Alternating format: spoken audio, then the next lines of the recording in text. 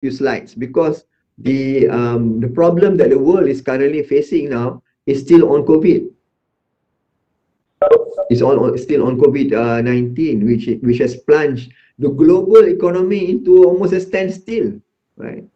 Unemployment has increased 144 million, and the whole business world had near collapse, if not collapse, near collapse in most places, in many places. And 33.7% of everyone have been affected by the COVID-19. This is the state of Malaysia. Our government has spent a lot of money, not just our government, the government all over the world have given a lot of aids and grants, right? So the unemployment had somewhat risen. The zakat has have increased. This is before pandemic, March 2020, and in April 2020, it has increased by 52 million. It's a big number.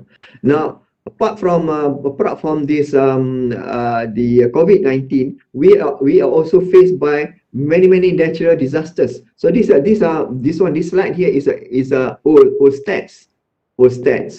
Natural disaster 280 million, and then US 1 billion have been spent. They've got to spend 1 million in damages and repair. Droughts have been mentioned, right? More than 1 billion were affected. 7,000 disasters for the past 20 years, and etc. So much people were involved. But these are more recent. This one here, the slides.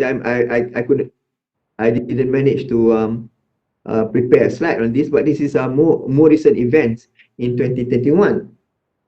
Here, these are some good stats here, which are a storm Uri cost 15 billion this is in US alone. 15 billion US affecting our world right now. Snowfall,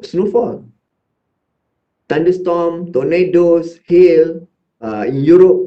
This is recent, very recent. Germany, we have seen, right? Germany, Belgium, the Netherlands, we've never seen before, never before in history. 4.5 billion. I mean, Netherlands, as well as Luxembourg. And this is one case. Another one is in Canada. Temperature rising. So some parts of the world are snowing. Some parts of the world have got thunderstorm, flooding. Some parts of the world have got high temperature, like burning, fires. It's like everything is in chaos. The whole world is in chaos now because of they claim that it is climate change. And then this is flooding in Europe, China. This is interesting because China has been really down with floods lah. I'm not sure about with our friends from China. Maybe they can share a bit more on the flooding in China and the three gorgeous dam that I've been looking every now and then. I've been looking at the three gorgeous dam in China, whether it has been affected or not. But of course, but the China, when they built the three gorgeous dam, they say that it will last for 10,000 years. It will withstand flood for 10,000. Then they reduce it to 1,000 years, and then they say 100 years, and then now it's like a problem. In China, they say that the bill could reach $1.7 billion. Fire, that's what I said. We have got fire. We have the fire in Turkey and Greece, Italy. And then finally, we have got climate change here. And we have got, because of pandemic, because of this COVID, we have got a lot of people writing all over the world against, demonstrating against the government. So these are not under climate change, but the whole world is in a turmoil. Like Malaysia, for instance, political turmoil. Oh, sorry, Malaysia is we're having political turmoil. Just like what before we started our presentation here, we were discussing about the political turmoil. So the whole world is in a form of earthquake. Be it the physical disaster or the human being. This is the human. I call it the human being. This is the human being aspect. Thailand, for instance, Thailand, same thing. They're going against the king and the monarch over and above the pandemic. So we have got turmoil all over the world. It's uncertainty all over the world. Now this is interesting. Very, very interesting statistics here. So if you were to see, this is in let me see. This is the year. This is the year. This is a total. So if you were to focus on these two, if you were to focus on these two column, is sufficient. So we'll see that the trend of earthquake have increased since 1997, which was 16K, and in year 2020, 164K. To 2020, and it's going is like 10 times fold. Now this is interesting because when you talk about natural disaster, we talk about fire, the burning fire. We talk about floods, right? We talk about but natural disaster / climate change. When we talk about climate change, I'm sorry, I want to focus on climate change here. Yeah, climate change, which is natural disaster, of course. But climate change have got nothing. Snow. The other one is snow. Climate change have got nothing to do with earthquake. Nothing to do with earthquake. So this is something very strange phenomena. But this earthquake, the earthquake have been mentioned in all of the sacred text, which is like the Bible, and also the Quran and other sacred texts. Other sacred texts here, mainly Bible and Quran, but I'm not sure about. There's nothing actually in Buddhist. I'm not sure Buddhist, but I'm sure about Hindus. But I'm not sure about this. Buddhist and Hinduism. Need to find out. So earthquake got nothing to do with natural disasters, with fire, with climate change. Because our leaders, the world leaders, are saying that it's all because of climate change. Got nothing to do with that. Earthquake got nothing to do with that. Same thing also with this one here. This one here is called fireballs. Meteors, big meteors. Meteors coming to Earth, coming to planet Earth, right? So over here we can see that there's a rise since 2009. There's a rise of big fireballs. It's a rise, 40. This is like 40 coming to planet Earth, and this one has got nothing to do with climate change. Nothing to do with climate change. Climate change here. Where's climate change here? This one climate change here. Oh, here. Nothing to do with that.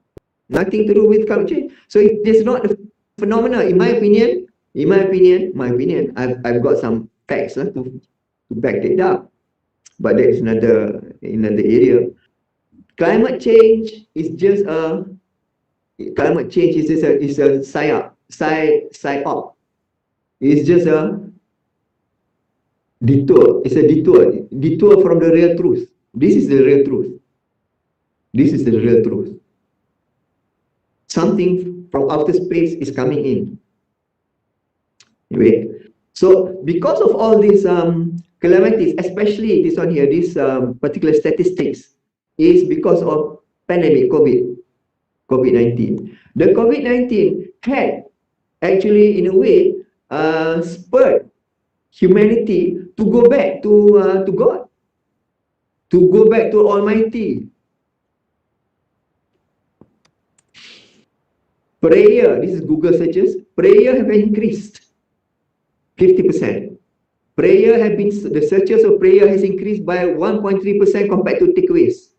Prayer has increased by 12% compared to Netflix. People watch movies and all that.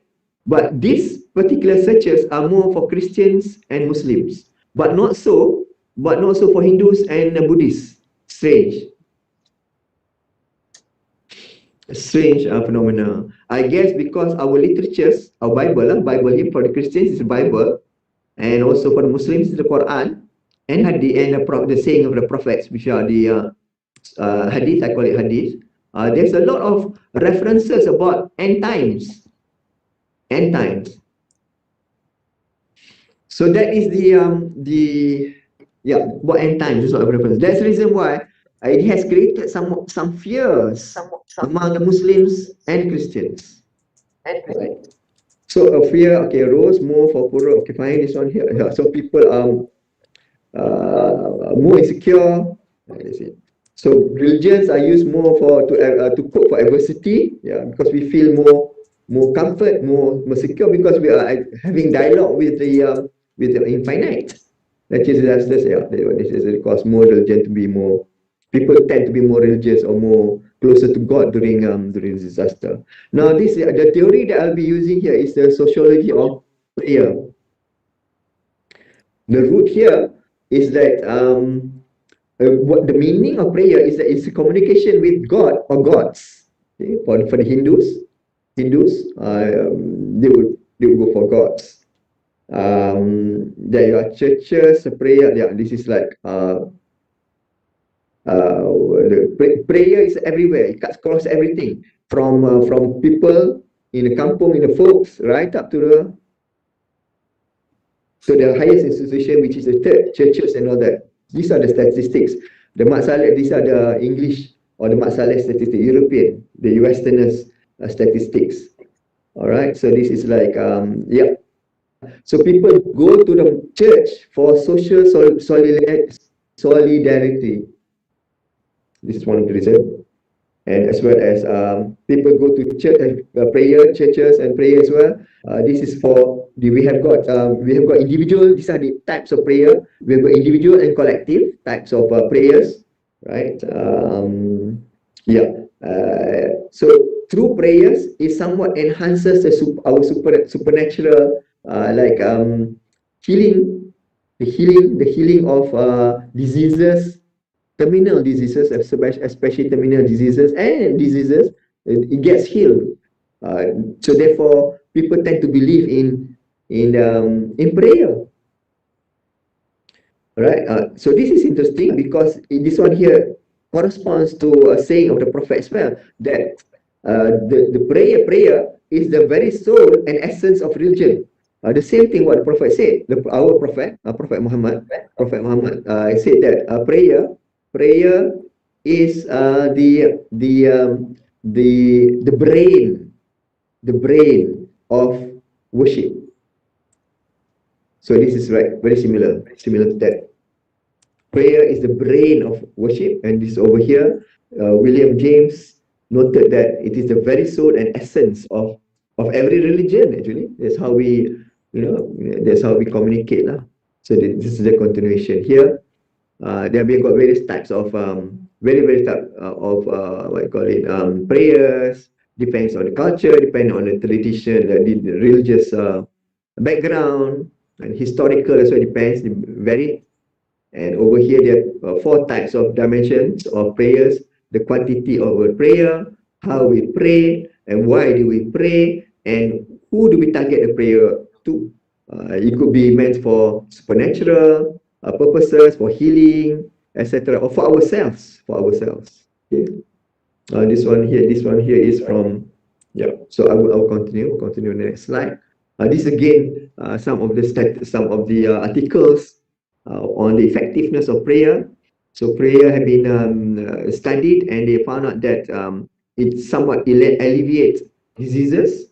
It helps to you are depressed, you help to alleviate depression as well. You tend to be more lively, and then the effectiveness of prayer depends on the level of spirituality of a person. So if a person is closer to God, closer to the Almighty, to the Divine, then his prayers somewhat is more effective. This is the studies made by this study here. And we have got a term called intercessory prayer, which means that we have got group of people who prays for those who are down, those who are sick or ill. Yeah, ill, and then they pray, and these people here don't know about these guys who are praying. So they get the prayer in churches to pray, just like in Malaysia as well. We ask our friends to pray for people who are terminal cancer. Classic example, cancer, and we ask the masjid to do the same, to read Yasin and to do prayer for those who are cancer patients.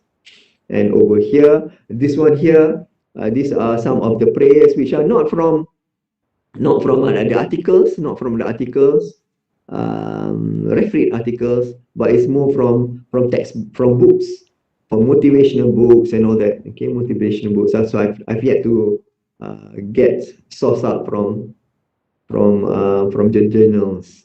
Yeah, these are Christian prayers meant for many purpose, for health and for wealth as well. So let's move on. And others. Okay, others. Yeah, others. So this is Islamic. Islamic here. When we talk about prayer here, we talk about doa here. These are the hadith here. This is a prayer of forgiveness. It's called istighfar, zikir, surah Waqi'ah. I should have taken this one out. Oh, yeah, one can also include this because surah Waqi'ah is very famous to increase one's wealth. This is this is in the hadith Bahaqi and some other hadith is Ibn Adni. Sorry guys, I should have taken this one up. My apology, because this is what I took this slide from my previous presentation. So this one here is about wealth, creation of wealth. But my focus now in this presentation is about prayer.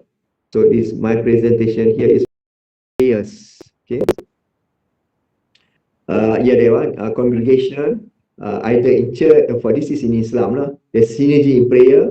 There's more effective. Saints have got their those who are spiritually close to God. Their prayers are more readily accepted by the Almighty. So now I go on to this. How many slides do I have now? Let me see. I have not put in the numbers. Fine. Okay, let me move. These are prayers in Sufis. These are the Sufi. Yeah, correct. Sorry guys. These are the Sufi and Islamic litanies or prayers. Right? We have got Hizbul Saifi, Hizbul Mughni, which came from the Prophet. Hizbul Bar, this one came from Abu Hasan Ashadili, the famous. This is the list that I'm giving here are famous litanies. Famous litanies. Hizbul Wiqayah, this one is from Ibn Arabi. Hizbul Nawawi, this is from Imam Nawawi, the famous Imam Nawawi. Yeah, and continuation here. Hizbul Azam, this one here is read by the Tablighi brothers. My brother would know. The Tablighi brothers normally would read Hizbul Azam. Comes from Sheikh Zakaria. He's one of the famous sheikh who wrote the Fadail Amal. Passed away in 1982, correct. And then this is a very famous one. My God, this is famous one by Hasan Abana Maksurat, practiced by those who are in past in Ikhwanul Muslimin, by Ikhwanul Muslimin. So in Malaysia it's past and others as well. Not just, it doesn't restrict to the past people, but also others as well. They tend to read Maksurat because Maksurat is a list of Al-Quran, verses of Quran. And we have got Manzil here, or ayat 33. This one here, this one also come from Zakaria, Maulana Zakaria as well. Maulana Zakaria is someone who propagates or popularized Manzil. And then we've got ayat 7 and ayat 5, also from Maulana Zakaria. He's the one who popularized it, but not ayat 5. Ayat 5 is mainly from the Malay. Dalail al-Khairat, these have been traditionally practiced by the Sufis, mainly by the Sufis and others, mainly Sufis. And then we have got there are also other lists, other litanies as well, other hizb which are not listed here. Other hizb. These are the famous hizb or ahzab. The plural of hizb is called ahzab. other litanies which I've not listed here, like his beer and others as well. So it's not, I can go on. So, and also we have got other spiritual practices from Christianity, from Judaism, from Buddhists and Hindus, as well as modern prayers. But I'm not too sure. I need to go into detail. I need to do more research about Buddhists, because they normally they do a lot of chanting here. But Hindus, I do know that they have got prayers for certain reasons. They do have prayers for specific reasons. They do have. The Christians as well, yeah, I mentioned that already. Judaism, I would say that these are very closely related. Now, another Sufi, this is the area that I want to study here. That it is on the Tariqa, this is Sufi Tariqa, on Tariqa Muhammadiyah-Ahmadiyah, or TMA, in short TMA, who claims, the founder of Tariqa Ahmadiyah claims that this is a Tariqa of end times. So he claimed that there was founder by Ahmad bin Idris. This Tariqa is widespread all over Nusantara, Malaysia, Brunei, Indonesia, Singapore. It's widespread. All is Thailand, Cambodia, and strangely to Italy, Yugoslavia as well, and northern in the Arab world. These are all in the Arab world, except for this African country. I consider Sudan to be Arab world, except for Sudan, except for Somalia and Tanzania, which is in Africa. Otherwise, these are all the Arab world, including Sudan. Ahmad bin Idris here claimed that this prophet, he got the Tariqah, and he got all the litanies and prayers directly from the prophet.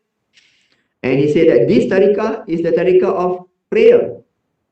Well, he didn't say that. It's one of his students, one of his disciples said that. He didn't say that. But then on scrutiny, we will notice that all of these, most of his prayer, I would say most of his litanies and wirid or devotional practices are mainly prayers.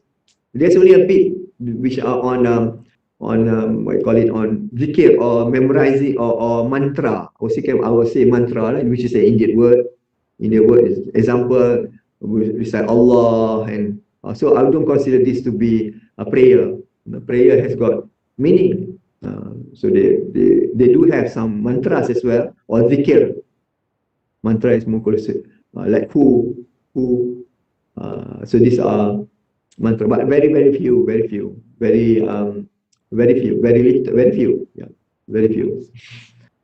Now this is interesting here because Ahmad bin Idris claimed that by Allah, all creation will embrace my tariqah during end times.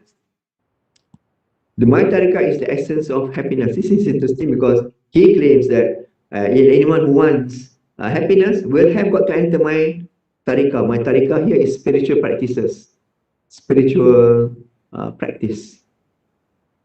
And then this is interesting here. This is interesting, which relates to the disaster that we're talking about here.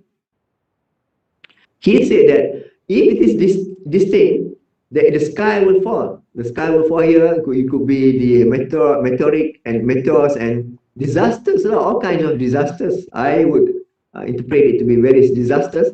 Everyone will perish on earth except those who recite Al-Husun. There's a prayer called Al-Husun. I will go through that soon. And then he said that my tariqah is Al-Quran and Sunnah. These are some of his prayers, the sources of prayers, which I will